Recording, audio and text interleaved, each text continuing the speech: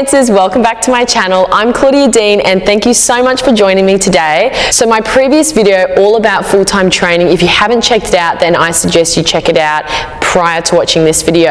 That definitely opened up a lot of topics that I feel I really need to talk about further. So I've had a lot of messages on Facebook, Instagram, YouTube. All of you have been contacting me and asking how many hours that you should be doing in particular for your age, what genres you should be doing, what's right, what's wrong, and I just feel like in this video I want to dive into a little bit more detail all about that, because my last one was just about, I guess, the whole topic of full-time training. There was also a lot of you asking me exactly what full-time training is in my eyes, so I'm going to talk to you all about that as well. I think let's just get straight into the video because there's a lot of topics that I want to cover, and of course don't forget to like, comment and subscribe.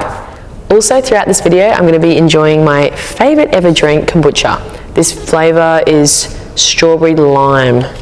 Really like it. So the first topic I'm going to dive into is what I believe full-time training is, because then that will sort of lead me into how many hours you should be doing for your age, etc., etc. So full-time training, in my opinion, is when you train at least 25 hours per week collectively of all genres. So there's a lot of people out there that are actually doing above 25 hours per week. So that's definitely, in my opinion, too much. However, I think 25 hours is the perfect amount for any dancer that wants to be training full-time. With full-time training, however, this is where I think a lot of people were messaging me and asking me exactly what I believe that is.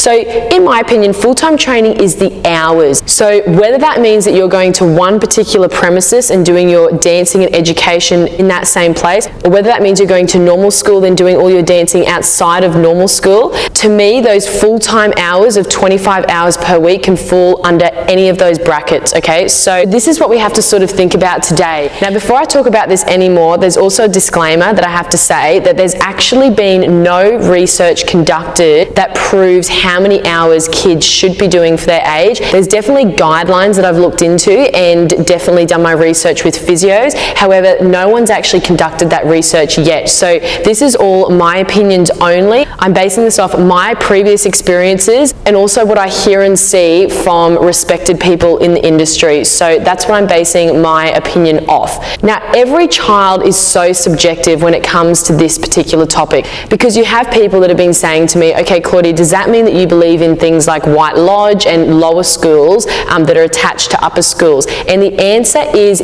yes. And the reason why I believe in that is because those lower schools are designed to do a specific amount of hours, and they're appropriate hours for that particular age level and level that they're at White Lodge or at these lower schools, okay? So they've obviously designed their programs from lower school to upper school in a way that it's a progression, and that's how you've got to treat your training. It's a gradual progression. It's not at 10 years of age going wham bam into 25 hours per week. You should be starting, and I'll tell you how many hours you should be doing in a second. You should be starting with X amount of hours, then gradually increasing it. And parents and teachers out there, especially for parents that maybe don't have a background in dance, I can tell you one really important bit of advice that I would definitely take away from this video, and that is, if your child is doing, let's just say, 20 hours per week, and all of a sudden they get to the age of 12 and they realize that they're obviously doing a little bit too much, you can see they're not coping, to actually have them drop back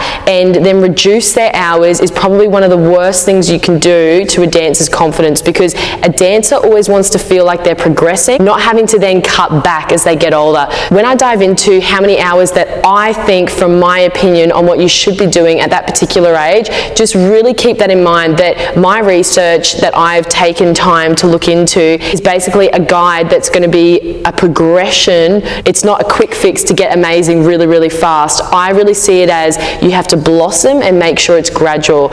So first, let's dive into the hours of what you should be doing. And I'm going to start with 9 years of age. Then actually after that, I'm going to be talking about what genres I think and I believe that you should be doing to enhance your career in classical ballet if that's your intention. So at 9 years of age, I believe that you should be doing between 6 to 8 hours collectively across all genres. And this is per week, by the way. So 6 to 8 hours per week, in my opinion, is absolutely perfect for that age. Like at 9 years of age, you haven't even reached double digits yet. Like you have to still be a child. You have to still be a kid. You have to take part in other sports like running, athletics, netball. Just there's so many things out there that a child should still be experiencing other than just being in a studio all day, every day. So in my opinion, 6 to 8 hours per week is perfect for that age. I can definitely say, even for me as a young child, I actually played touch football up until the age of 13, maybe even 14. So that just sort of shows you how balanced, I sort of was in my upbringing. So I had a lot of dance, obviously, but then I was on the side at school and after school playing touch football. I participated and I was in regional events for athletics and all sorts of things. So for me, that's really important that children should be taking part in things outside of a dance studio. So now let's move on for 10 years of age. So for 10 years of age, as you know, in my previous video, I mentioned 10 hours per week. And once again, that's collectively across all the genres. So jazz, tap, ballet, song and dance, hip hop, contemporary, that's everything. Now, the next age I'm going to talk about is 11 years. Now, for an 11-year-old, you have to remember some kids at 11, depending on the child, and once again, this all depends on the individual. Some kids are actually going on to point at that age. It sort of depends on their strength, how strong they are at that point in time. Some kids wait till they're 12 and 13 even. So a lot of kids though that I know in Australia are actually going on point at about 11, and obviously that's naturally going to increase your hours. So for an 11-year-old, I would recommend 11 to 12 hours per week roughly, and once again that's across all genres. So now I'm going to talk about 12 years of age. So for 12 years of age, I recommend between 12 and 14 hours per week, and once again that's across all genres. Now I find there's a lot of kids that are 12 and they sort of get to this point where they go, okay, right, now's the time where I have to go full-time or amp up my hours. But what you've got to remember, even if you're doing 25 hours per week, okay, let's just say there's a 12-year-old that is doing that amount of hours, is it quality? Because I tell you what, if you need to do 25 hours per week at 12, I can definitely say you're not getting quality training. You should be able to achieve quality between 12 to 14 hours per week as a 12-year-old. And there's even kids out there doing more than 25 hours. Like that's the max that I recommend for a student, but there's kids that are doing more. So you've really got to keep in mind and ask yourself, if I'm doing quality, you shouldn't need to do excessive hours. That's the number one rule, okay? Now the next age is 13. At this age, I'd recommend between 14 and 17 hours, because as you've got to understand that a lot of kids at 13, they're entering high school, and you've really got to have that good balance between high school and dance. If you get to a point, and this goes for 9-year-olds up to 14-year-olds as well, but if you get to a point where you're not actually balancing your schoolwork with your dancing, I think that straight away tells you you're doing way too much for your age. Because like I was saying, for the 12-year-olds, it's quality over quantity, and you've got to remember that you obviously have a full day at school. You can't then go and do a full day of 5 hours of dancing in the afternoon, because where are you going to fit in homework, where are you going to fit in family time? So where's that balance? So you've really got to remember that at 13 you're entering high school, and it's most important that you really sustain that balance, and I believe that that's achievable between 14 to 17 hours per week for a 13-year-old. At 14, if your intentions are to have a classical ballet career, but you still want to stay in school for that year, I would definitely recommend between 17 and 20 hours. This is possible to balance with school. Now, I actually went to a high school. It was a private girls' high school, and by coincidence, the principal actually used to dance. So whenever I had, ballet exams on, or my dancing workload got a little bit heavier with competitions and things like that, I was actually able to apply for one spare per week, which means it was probably about an hour and a half per week, where actually I could go to the library and have that extra time to do my homework and assignments and things. So they didn't have to do that for me, and I was managing just fine, but I think it was their way of saying, look, Claudia, most 14-year-olds aren't doing, 17 to 20 hours of exercise or dancing or whatever it is after school, and we think because, you're working really hard, you're getting good marks, we want to give this to you just because we feel that you deserve that extra time. So that was really nice. So I think it is important, like what I was saying before, if you're getting to that age where you go, oh wow, I can't juggle school, homework, family, dance, I can't balance it all, it does mean you're doing too much for your age, but at the same time, perhaps cut back on the hours, look at your schedule and go, right, which classes am I coming out of and saying to myself, or, you know, I'm not really gaining too much from that class, or I don't get corrected much in that class, or I just don't really feel like I'm getting anything out of that hour. If you feel like that after a class, then I would recommend that you cut that class and use that time to catch up on homework, to catch up on family time, and really make sure you do have a work, school, dance, life balance.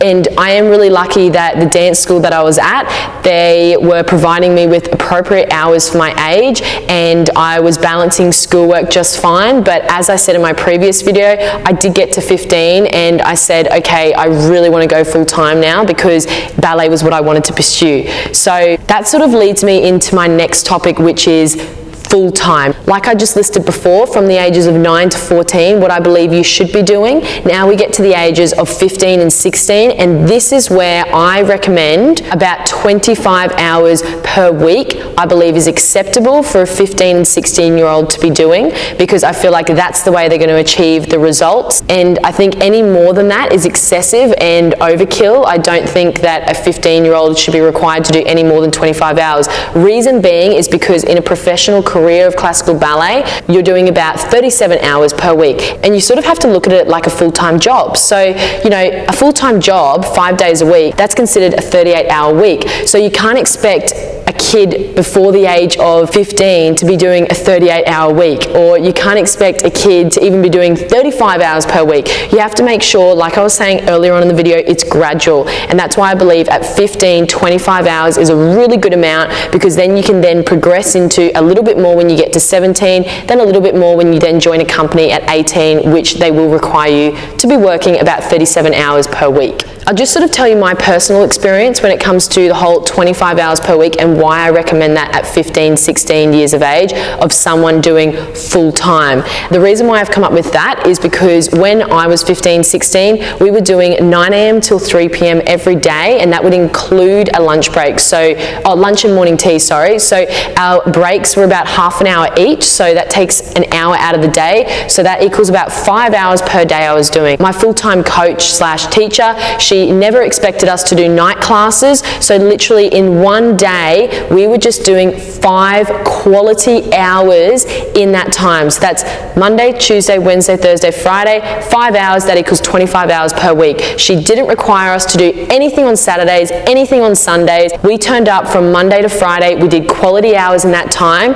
and from that training I did a year and a half of it and ended up at the Royal Ballet School. So this is where I'm getting at when I say it's so important, quality over quantity. You do not need to be doing those crazy hours in 1 week. You do not need to be dancing every Sunday, every Saturday. There's a lot of full-time schools out there that do want that, and I get that every dance school does have different schedules and it's hard to fit everything in, but it is interesting that there are schools out there that manage to achieve results sticking to those hours. I just had to give you all that example and tell you why I came up with 25 hours per week. And also actually, and I'm totally just thinking out loud here, I'm just going to sort of talk about when I joined the Royal Ballet School. So our days would start at about 9 a.m, we'd finish by 4 p.m. We'd have about 2 hours at the beginning of the day where we weren't dancing because that was dedicated to school. Then we'd probably have about 45-minute lunch break, and then the rest would be dancing. So it's sort of similar hours again. There was no night classes, so it really was sitting still at that 25-hour mark per week.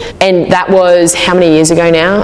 What year are we in? That was in 2008 to 2010. So, you know, things might have changed a little bit, but that's what my schedule was like back then. So that's what I can compare it to. So what I'm getting at here, full-time equals the hours that you do, whether that's you going to the same premises and doing a school and dancing on one site, or whether that means you're doing those hours after school. If you know you're hitting that 25-hour mark and you're only 12 or 13, then you know it's too much for your age. Full-time doesn't just mean that you're going to a dance school and training all day. Full-time can come in so many different ways, and a lot of kids probably don't even realize that they're doing the same amount of hours as a full-time dancer at 15 years of age. They're doing that at like 10 to 12 years of age. So when you get a spare moment, just have a real thorough look at your schedule and work out what hours you should definitely be doing because that's quality time, and what hours perhaps you can probably cut because you know you're not really getting quality in that particular class. I'd also recommend too, like a rest or mental health day, similar to what I was saying before. When I was full-time at the age of 15, 16, we always had weekends off. So Saturday, Sunday was always off. off. And I feel as a dancer, I really needed that. Even as a coach with what I do now, Sundays are really, really important to me. And I also have Wednesdays off too.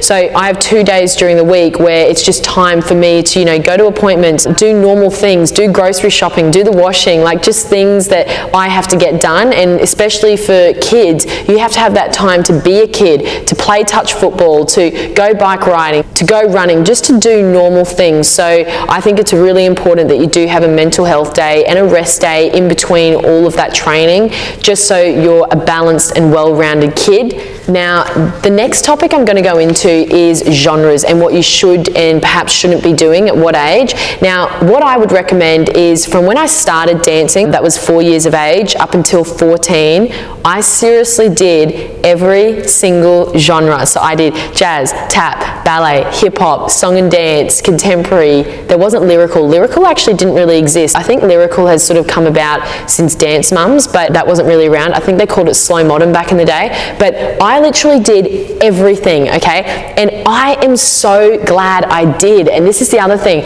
A lot of kids from a young age, they're stopping and they're literally just focusing in on classical and contemporary from such a young age, which I really disagree with. I feel like up until 14, you need to be doing jazz. You need to make sure that, like in jazz, it teaches you, it gives you the dynamics, it gives you the musicality, it gives you the rhythm. And in hip hop, it allows you to drop. I'll get to gymnastics in a second because I have an opinion on that, but I'm just going to talk about dance in general for a second. But just remember that from when you start dancing up until when you're 14, it's okay to be doing other genres. You don't just have to be doing classical ballet and contemporary because that's what you've got to do to have a career in classical ballet, because that is incorrect. I can definitely say that all the works that I did with the Raw Ballet, like Wayne McGregor pieces, if you've seen the choreography of Wayne McGregor, you will completely understand. But I was required to do things that I am so thankful for that I actually learned in like jazz and hip hop and in other genres. Like I had to do some of those steps on point.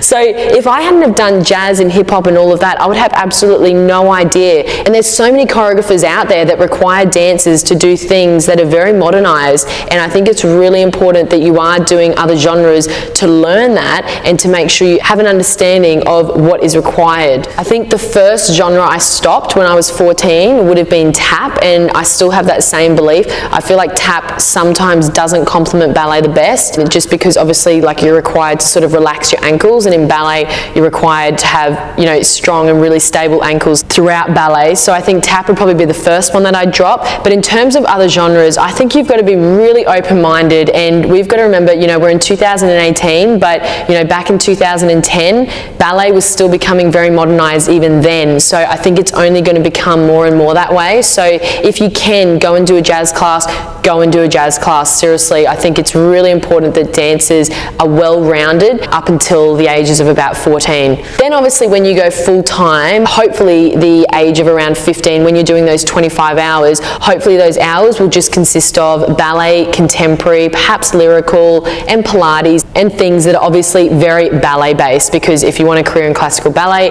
that training has to really, really be there. But up until that age, I think go for it, do a bit of everything, because you're still finding yourself, you're still discovering what you like and what you don't like. And I've honestly seen some kids, do all these other genres up until the age of 15, and then when they get to 15, they probably had the hopes that they were going to join a full-time school, but then they've gone, you know what? Actually, I really enjoy commercial. Like I really enjoy jazz, and I've seen that happen to kids. So it's important that you find yourself in other genres too, not just classical and contemporary, because dance is so much more than that. And this is another thing, just back on the topic of ballet, it's evolving and it's becoming more modernized, even in the Raw Ballet. So you know how classical the Raw Ballet is? I was actually doing contemporary works, like with Wayne McGregor, and there's other choreographers like Liam Scarlett. I was actually doing that 50% of the time. So we're doing ballet 50% of the time and contemporary works 50% of the time.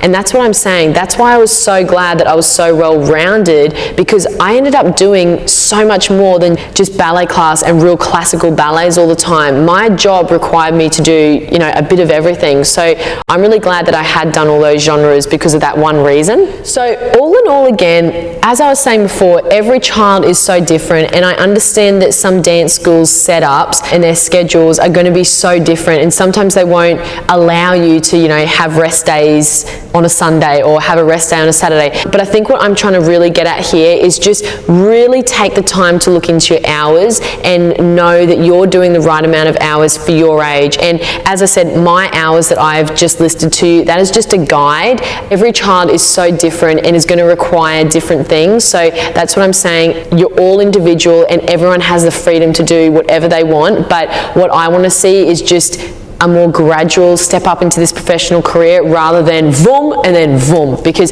that's what I'm noticing more and more lately. And just take the time to think about balance and spending time with your family. Family time is so precious. Our family are our #1 supporters, and I just think you've really got to, as a kid, just make sure that you are spending quality time with your mum, with your dad, with your sisters, with your grandparents. Like, it's really important that you do take that time, because there's definitely more to life than just this amazing, you know, ballet circle that consumes us. Okay, so just in my life, I've found that I've really learnt the importance of balance, and that's one bit of advice I really want to give you all, because it's really important. But I hope this part 2 is really educational again for you all, and I hope it's sort of giving you sort of a rough idea. Just let me know in the comments below what you all think, and I will see you in my next video.